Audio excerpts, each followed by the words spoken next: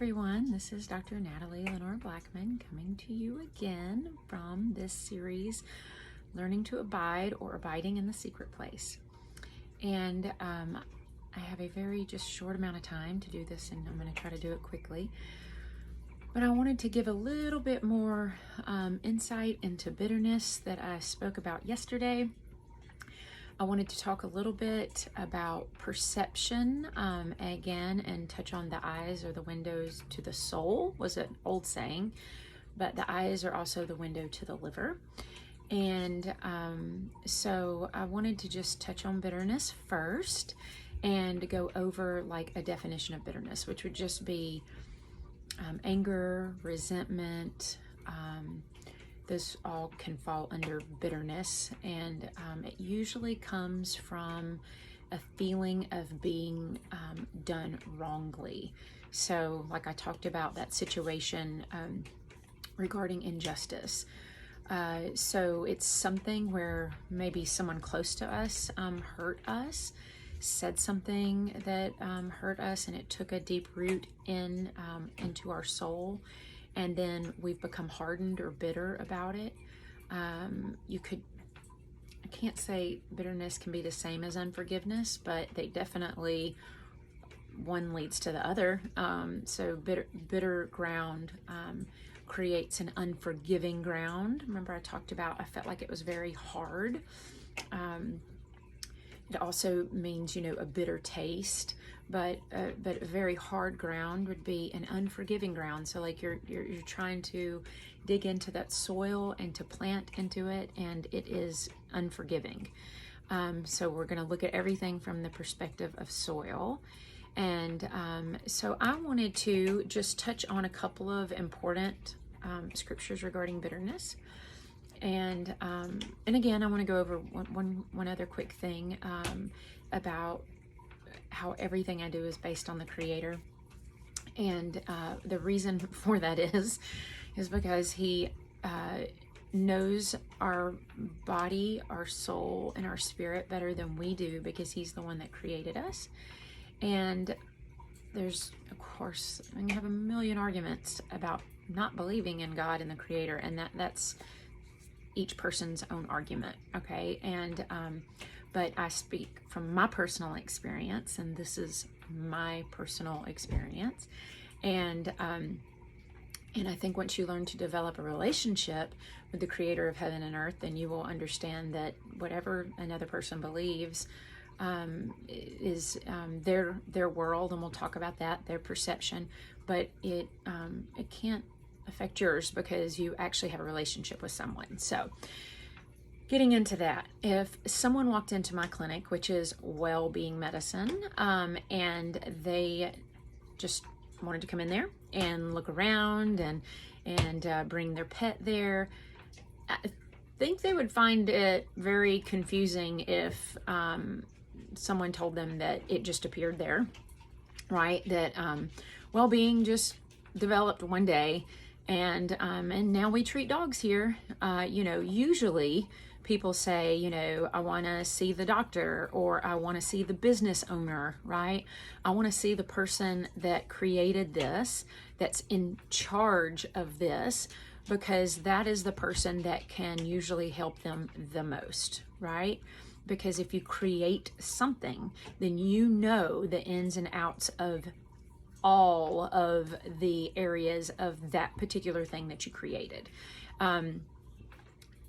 Let's just take art, for example. No one goes and looks at a beautiful painting or, a drawing and doesn't immediately want to know who the artist was, right? Like, who did this piece? Like when you read a book, like most of the time you read a book because it's by an author that you really like, or that their style, and you've read their books before. And so you read a book a lot of times, yes, of course, based on the content, but also because of the author. So we have to remember that, okay, that we have an author, we have a creator of the body. And if we try to reach a state of health or well-being void of that creator, it just isn't possible, because it goes back to the level of frequencies, and it goes back to getting that vessel in the state that the potter originally created it. Okay, so I wanted just to mention that again, because I'll probably talk more and more and more about that, but that's extremely important to know. Like, we have got to go to the source, okay? And if we're trying to abide in the secret place, which is under the wing of the source, the only one that can shield us and protect us and completely heal us, then we have to know that that's our creator, and that's the heart that we are seeking after. Okay, so the book that I wrote was called This Magnetic Heart, and I spent 20 years to find God on my own. I mean, I was raised to, all about God and Jesus, and but when I hit 15, I am one of those people that, like, if I don't find out for myself, it's pointless. And so I encourage every person to seek truth themselves, right? So we seek after truth. So I spent 20 years seeking after God, and I explored every avenue, and that's all in my book. I did some stupid stuff, and that's in the book. But I called it doing things my way, right?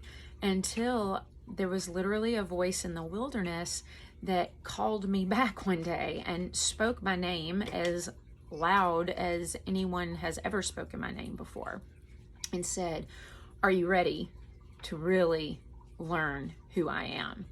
And it was that moment where, and I'll give a demonstration of this maybe in the comments or maybe on the next talk, but it was a moment where, like, the magnetism, and it's almost overwhelming to talk about, but the magnetism in my body connected to the creator who created me. And it was this strong pull, okay? And I'll give you an illustration, but when a magnet pulls a piece of metal, there's actually I don't want to say the particles, we'll just call them particles, okay, go into a certain alignment so that they can attach like this. And so there was this magnetism that just, there was nothing else that mattered to me than for my heart to be magnetized to the one that created me. And then that began a 10-year journey. I'm going on 11 years, where I've just spent all this time getting, I'm working on getting all the junk out from the 20 years, okay, that I did things my way. And then, of course, the years before that, and then going back even generationally to the things that were not even my fault, but were coming up through my generational line. We'll get into all of that. We have so much junk in our bodies that we didn't even want to be there, that we didn't put there, but our ancestors did. And so we'll get into all of that. And, that's where a lot of people get into, like, past lives.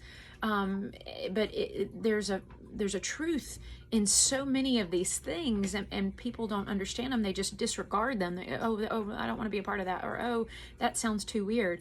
But there are these truths, and then we have to line those truths up with the Creator, and then He begins to show us how to tend our garden and how to get these roots out of our bodies, and how to heal the soil of our soul and our mind, our will, and our emotions. And then therefore our spirit begins to respond and help our body to come into alignment in the way that we were created, okay?